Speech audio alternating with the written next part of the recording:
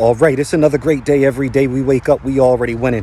One of the things that I want to do is just talk about post-race of the things and the obstacles that I encountered during the race, so that way, whenever you decide to go out on your trail run, you don't experience what I did, or it can make you even better.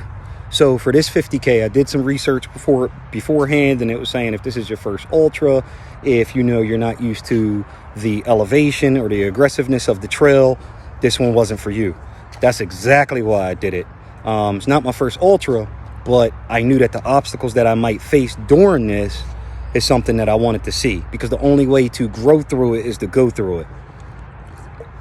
First thing that I would say is, if you can, no matter what ultra you're doing, no matter what you're doing, try to embed the code for the race route to your Garmin watch, Strava, running apps, whatever you use. So that's what I ended up doing. We were able to have that embedded onto my Garmin, and let me tell you, that saved me from doing any unnecessary mileage. If I was off course, it was telling me, hey, get back on course. Something like that is what you really need to think about when you're doing something of this magnitude, where you're running over 32 miles in the woods. There were times that I was by myself, but there was also times where I was around 100 and something people. 2, your shoes. I had the Nike trail shoes coming into this race. I thought that that's what I needed. I thought that that would work. That is not the case. Those shoes worked in Delaware, where the terrain and elevation, everything is essentially flat. But once I actually came over here into Maryland, into this mountain, the elevation exceeded 6,000. Thank you so much. You did a great job. The elevation exceeded over 6,000 feet. So, I mean, there was times we were going straight up and times we were going straight down, but I'm slipping, I'm hitting rocks.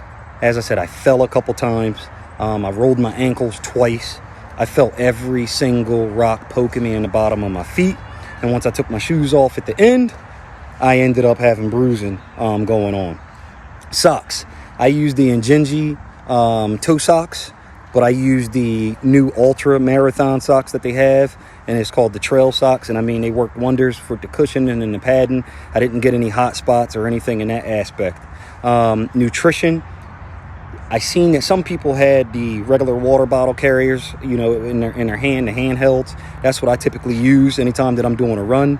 But for this, hydration vest, I strongly encourage it. But, you know, different strokes for different folks. If that's something that you don't want to run with, you know, you just have to find out what works for you. There was no music going on for over 32 miles. The nutrition that I used for this was my 6 a.m. nutrition. They also had Morton out here in Tailwind, so I did mix it up. For my solids, I did mix up solids and gels. I tried to have about 150 to 200 calories intake every hour. So I was eating, sweating, and everything. Another thing that I want to say is patience is a virtue.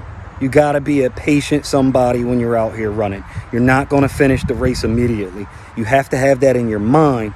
I'm not finishing anytime soon. So let me focus on the mission so that I can remain effective and safe through these trails. I've seen a lot of people get hurt and injured, you know, to include, hey, I got some injuries that I'm going to have to deal with.